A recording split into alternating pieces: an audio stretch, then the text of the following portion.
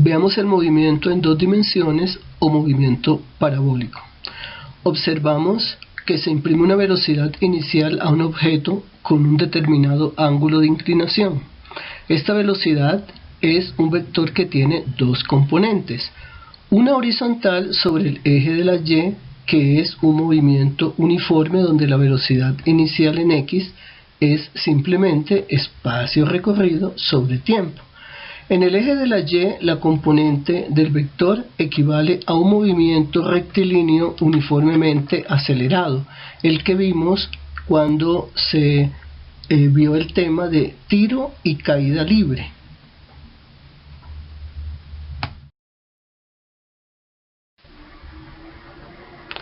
Se analiza entonces el movimiento parabólico como la unión de dos movimientos, horizontal y vertical.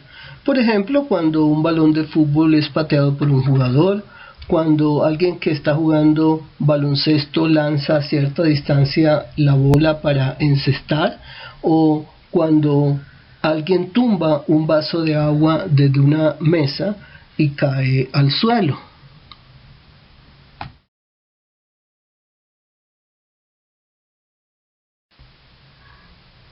Veamos dos tipos de movimiento parabólico, uno que es completo y otro que es una semiparábola.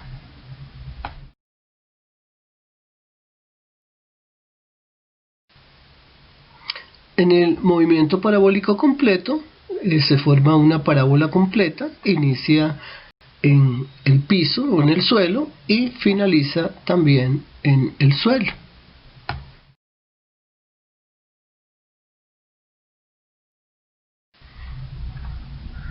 En el movimiento de media parábola, el cuerpo inicia el movimiento desde cierta altura, porque alguien le imprime una fuerza, o sea que se inicia con una determinada velocidad, que es una velocidad horizontal.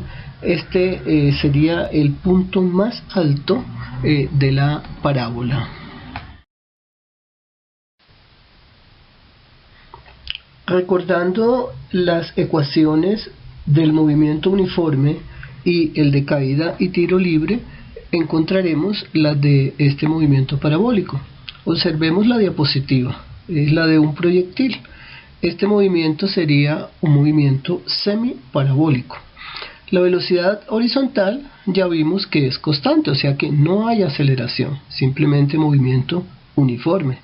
Velocidad igual espacio sobre tiempo. Mientras que en el vertical hablamos de caída libre. La caída libre, su velocidad inicial es 0 y la aceleración en toda caída libre es la gravedad. Recordemos que una de las ecuaciones del movimiento es que el espacio es igual a velocidad inicial por tiempo más un medio de la gravedad por tiempo al cuadrado. Pero en este caso el espacio corresponde a altura, o sea, vertical. Y cuando la caída es libre, su velocidad inicial es 0. Queda entonces que simplemente el espacio o altura es la gravedad por tiempo al cuadrado dividido entre 2. Y de ahí se despeja el tiempo, como lo podemos observar.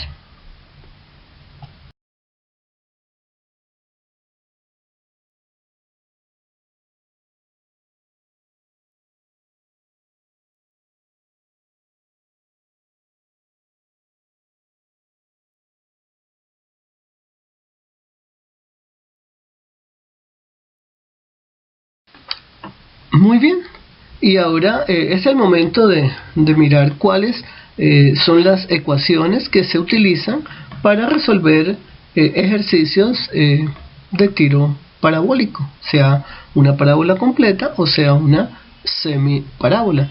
Aquí están resumidas estas 5 formulitas que son las que se utilizan en todos los ejercicios. Muy bien, apliquemos los conceptos vistos en este sencillo ejemplo de alguien que patea un balón con un determinado ángulo, en este caso es 37 grados, a una velocidad inicial de 20 metros por segundo. Piden calcular la altura máxima, el tiempo total que el balón esté en el aire y la distancia que ha recorrido. Veámoslo paso a paso. Para encontrar la velocidad inicial, recordemos que tiene dos componentes, la componente en X y la componente en Y. Eso lo vimos en vectores, ¿no? El vector X equivale a b sub 0 coseno del ángulo y el vector en el eje Y equivale a b sub 0 por el seno del ángulo. Teniendo ya entonces cuáles son los valores de las dos componentes, recordemos, una en X y otra en Y. Para obtener el tiempo que demora en alcanzar su máxima altura, aplicamos la ecuación de velocidad final igual a velocidad inicial menos la gravedad por el tiempo. ¿Por qué menos? Porque va en subida, luego la gravedad es negativa. Al despejar el tiempo nos da 1.22, pero como tiempo de subida es igual a tiempo de bajada, debemos multiplicar por 2 para encontrar el tiempo máximo, o tiempo total, ¿no?